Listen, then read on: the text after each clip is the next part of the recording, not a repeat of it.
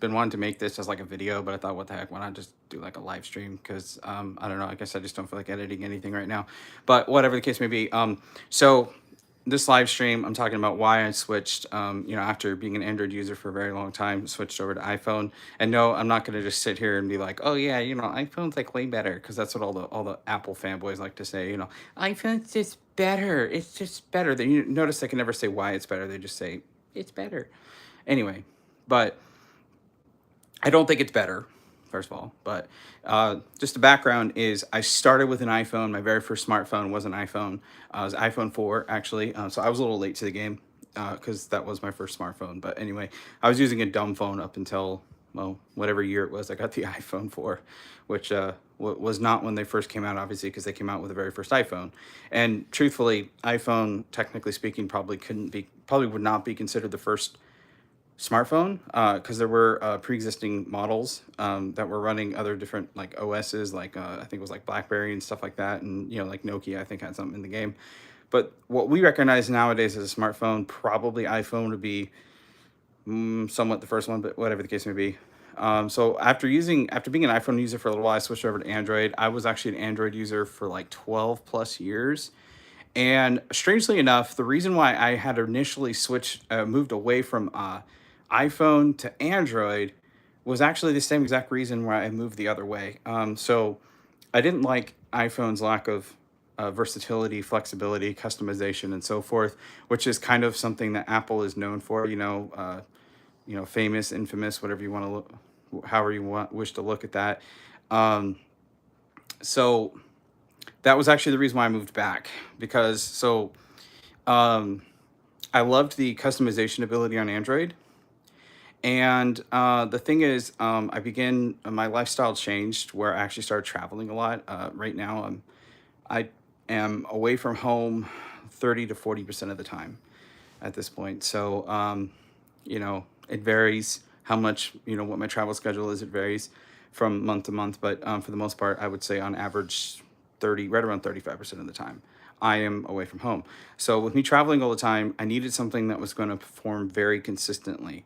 Maybe that doesn't have, I didn't need as much flexibility. I just need something that works like virtually 100% of the time. I'm needing to maybe switch trains. I travel a lot by train. So, I'm at some major city somewhere in the country and I'm needing to make a train connection, switch from train to bus or switch from train to train, whatever the case may be, switching flights, going from one flight to the next. I need something, that has my boarding pass, has all my information on it. I need something that, is going to just work like basically 100% of the time. Or, if I'm paying for stuff, I use Apple Pay mostly. And not that there isn't similar solutions for Android, it just Apple Pay tends to be a much more consistent experience, as in it's accepted more places and it just works better more of the time, whatever. That's my opinion anyway. So it's pretty much the lack of versatility, but with the corresponding increase in reliability of iPhone is funny thing. That's the reason why, again, why I switched from Android to Apple. With Android and its customization, so I'm self-taught in Java programming, and I took a course on Python a little while back, so I do know some of Python, and those are two codes that are used in Android apps. So, and I still had my Android phone at the time, so basically what I started doing is customizing my phone like way the heck too much, like in ways that you wouldn't think it was possible to customize an Android phone. Believe me, I did it. And even to the point of those who maybe know a little bit of programming will know the term decompiling, compiling, decompiling. Began decompiling some of my apps and totally reworking the code on the apps, like make my own custom versions of certain apps and things like that. And while that is a ton of fun, it is extremely time consuming. And the problem is sometimes the customizations don't work. So sometimes I'd be in a situation where I'm needing to use a certain app, and it's like, oh yeah, I have my own custom version of that now, and oh oops, it doesn't work at the moment. Crap, you know. And I was running into that, and I thought, well, it's always fun to play around and experiment, but I decided that I didn't want to do it on a platform or on a device that I'm using every single day. So, day in and day out. Now, I still do have two of my old Android phones, and yes, I do still run test stuff on there. I don't have anything running at the moment, but I had some stuff on there. I had some, I had a modded version of, got heavily modified Android on one of my old phones and just did a bunch of tweaks to make it like an experiment of making it like super secure. And I mean, basically as close to as you can get to running like one of the security hardened desktop OSs like Linux Tails, as close as possible to that on a mobile device. So I was running that experiment for a little while, but um, basically I decided I didn't want all that testing and all that tweaking. Now I could have just stopped doing it, but I'm me, so I don't, you know, I have a penchant for messing with crap, and sometimes to my detriment. But I decided I didn't want that on a device that I'm kind of needing to use day in and day out and needing it to work day in and day out. Again, for, just the regular business of daily life, talking, texting, jumping on a Zoom call or something, or, whatever, just doing the normal day-to-day stuff. And so it's pretty much reliability is the biggest reason why I switched to Apple, and that having to do with my travel, like I said, because I just was in too many different situations where I was in another state somewhere and then just something wasn't working right on Android, and I was just like, no, I don't really want to do this. I can't. It could put you in a really weird predicament nowadays when our lives are so heavily dependent on the digital technology. Well, it's great only when it works, and if it doesn't work, it's a real pain in the butt. And my experience with Apple is just it just tends to work. It's far less versatile, far less customization ability for sure. But at the end of the day, it does just tend to work a lot better, and that's my biggest reason for switching. And I mean, as far as like if I just draw like a head-to-head comparison, um, the way I like to think about it is this with Apple, and maybe this is just a weird example, but uh, like if I had to compare it to horses, I don't know why. This is the comparison I thought of. So okay, here goes. So if I had to compare it to horses, an Apple device is like a freaking thoroughbred horse, right? It's really fast, really agile, and it's pretty much useless anywhere than on a racetrack or a dirt, horse racing track. Uh, Android's like a mule, not that pretty, and not that fast, but it can pretty much do anything. It's useful in almost any situation. You can ride them, it can haul a load, it can do a lot of stuff. Android's kind of like that. Android could do a whole lot. There's a whole lot of things you could do on Android that you absolutely cannot do. For one thing that is slightly irking for me anyway is the lack of ability to do torrents on an iPhone. There's no native support, and you can do cloud torrenting, but on the iPhone itself or any Apple device, you cannot run torrenting. And of course, Android, that's like easy peasy on Android. I mean, you could go right to the Play Store, the official Play Store, and download BitTorrent clients like uTorrent and stuff, and others. There's a bunch, and that's just in the Play Store now. And then if you want to get fancy with it, there's even more options like on alternative app stores, like you got F-Droid for the free open source apps. There's torrenting clients on there. There's of course VPN, kill switches, VPN kill switches, which are essential when you're doing torrenting. Even though they do have them, they exist on iPhone. Like you can not all VPN clients. I had NordVPN, and it actually doesn't support a kill switch. Actually, I should mention that, but not all VPNs on it's VPN dependent for some reason, even though it's baked in. It seems to be baked. It's baked in basically in the settings menu on Android. So I'm guessing they implemented it on the OS level, but the kill switch for VPN seems to be implemented on an app by app basis. I'm not entirely sure right now what the reason is for that, but at least on Proton VPN, which is the VPN I use now, it does support a kill switch. Although I'll be honest, it does not work very well. At least for Proton, they exist at least, which is better than nothing. But the whole idea of a VPN kill switch is it disengages, like it cuts your connection to the internet if the VPN for some reason cannot connect to its server, which again, when you're torrenting is absolutely vital. You need to make sure every single packet is sent through that VPN tunnel, or you can have problems from your ISP or your mobile data provider or whatever you're using for the internet connection itself. It's absolutely essential. And VPN kill switches tend to work very well on Android. Right on the other hand, on Apple devices, they do not. So that's kind of a issue for me anyway, being cybersecurity. But I don't do much of my research from my mobile devices anyway, so I guess that's not too big of an issue. But I digress. Torrenting is impossible on Apple, so that's one thing. If you're into torrenting and you like to do it on your mobile device, well, you can't on Apple. Another thing is, again, I touched on VPNs. VPNs, for some reason, they tend to be a little hit and miss of an experience, not just the kill switch thing, but in other ways, just the overall performance of VPNs. For some reason, VPN, the ability to run a VPN seems to be better implemented on Android. I'm not entirely sure the reason for that. A big thing and I'm really surprised they don't have this on Apple devices, but a big thing that is actually completely missing from, oh, excuse me a second. I just realized I had not turned my workout off on my watch here. It still thinks I'm lifting weights, which I am not. One second. Okay, boom. Okay, wanted to turn that off. Anyway, so one thing you can do, and this is a lesser known little party trick that Android has, is the ability to set up a work profile. And a work profile, contrary to what the name would suggest, isn't something you just use for work apps. You can use it for that, but actually its most useful thing is if you were to install apps. There's apps like Insular, Island, Shelter. Those are the three I know of. Shelter, I believe, is only available in the F-Droid App Store, but Island, at least, is available on the Play Store, and I don't recall Insular.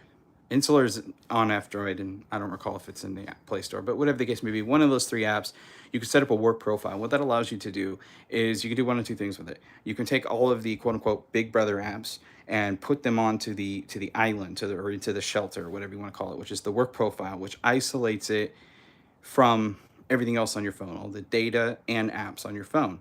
So in essentially, it's creating a second device within your device, a sandbox of sorts. Not quite. It's not sandboxing quite, but something along those lines. It's, similar.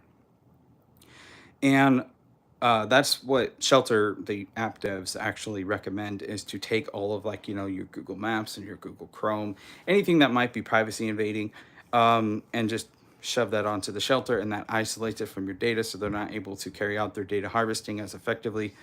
And with the work profile, what you're able to do is you're able to turn it off completely, which completely shuts down those apps. It's as if you uninstalled them without actually uninstalling them. They're completely inactive. They cannot run at all whatsoever, period. Now, what I would do, being a security researcher, is I would actually put my more sensitive, let's say, apps onto Shelter, while keeping the of course, I had a lot of Google stuff disabled anyway on my main profile, but on the work profile, I had stuff like the Tor browser. I had several different versions of the Tor browser. I had multiple VPNs. I had a few apps that can run a system-wide Onion implementation. Basically, it uses the VPN permission to run, but it routes all of instead of routing it through a VPN server, it takes all the data from your phone and routes it through the Tor network. I had a couple different apps that can do that. And one of the great things about a work profile when it comes to VPNs, by the way, normally you can't run two separate VPNs. And that sounds stupid to even want to do that, but there is actually a reason why that can be useful, and that is if you wanted to create a firewall. Now on Android, having a firewall, which I don't think firewalls exist on Apple devices. There's another difference. You can't firewall. A firewall blocks apps that you choose from accessing the internet at all. Like, they cannot reach the internet. The problem is it has to use the VPN permission, which means if you're running a firewall, you cannot run an actual VPN because the firewall is using that permission. But the exception to that rule is if you're running work profile, because you can have a VPN running from the work profile and running from the main profile. And probably I should do like another live stream or video talking more about this in depth, But basically, the way that that would work, the way I had it set up, like I said, I had an implementation, like I had it set up on my phone, one of my old Android phones, where it was effectively like, um, I was trying to get as close to this level of security and anonymity of running a system like Tails, but on a mobile device. So what I implemented was Netgear firewall on the main profile to block. Now I had, like I said, I had pretty much everything Google disabled or deleted or whatever the case may be, but whatever was left over, I had a firewall that blocked everything. Nothing from the main profile was able to reach the net. I would just block everything wholesale. And then on the work profile side, I had it set up to run a VPN. I also was connecting it to a mobile router, a portable router that was running a VPN, and actually two portable routers. But anyway, that's a whole nother video. Security implementation, I can talk about that for an hour. But the point is I was able to separate, run two separate VPNs, and the funny thing is officially the answer is you cannot. It's impossible without rooting to run two VPNs on Android, but in fact you can if you do run a work profile. So if you're really into that kind of stuff like torrenting and crap like that, or browsing the dark web, I actually at one point had 4 different dark nets that I can connect to from my Android phone, which was ZeroNet, FreeNet, and then of course the Tor network, and then as well as the Invisible Internet Project, aka I2P. I was able to connect to all 4 of those from my Android phone, which was pretty sweet, and as well as having a full torrenting setup. Now, torrenting is really just kind of more efficient in many ways from a desktop, but at the same time, it's incredibly convenient to run it from a phone. So, catch 22, especially since my phone at the time, at one point, my phone actually had a micro SD slot. So all the downloaded torrent files, I was able to offload them to the micro SD, which is like 400 gigs that I had in there. So lots of torrenting, lots of stuff you can download on 400 gigs. So um, I think all in all that's probably all I really need to say about that. This wasn't really, I'm not trying to compare necessarily with this live stream like Android versus Apple because they're so radically different. You really can't call one better than the other. Like they're so different. The way, just everything about them. It's really what's better for you. And I switched because I determined that iPhone at this stage of my life is better for me. I imagine probably later I will probably switch back to Android because I do miss that versatility. I miss, you know, a lot of things about Android. I miss being able to have a keyboard that you can customize the height of. I miss being able to have a number row. I miss being able to have vibration on key press. I miss a lot of things about the keyboard on Android, actually. And but I miss being able to do more of my cybersecurity research from the phone itself, which may or may not have been the best habit to do anyway. But I miss being able to jump onto I2P from my phone, or jump on the Tor network more easily. You can browse the Tor network. I actually made a video about that a while back. You can browse the Tor network um, from an Apple device. However, it's not the official Tor browser, and in my opinion, is slightly less secure than the official Tor browser. Hence, it's not something you really want to like. I don't know, go for deep dives on like markets. I wouldn't browse markets from you know, my iPad, for instance. I wouldn't really. It's probably not a good idea. Or maybe browsing, like light browsing, but I certainly wouldn't transact on any markets from my iPad, which then again, you shouldn't really be transacting on any of these markets from any mobile device anyway. Probably, there can be issues there. So anyway, I think that's about all I got to say. If you have any questions, feel free to ask in the comments. I do make a point to answer every comment, question, with a real answer, with a fairly detailed, useful answer. So feel free to comment and ask questions. And I guess I'll catch you guys on the next one.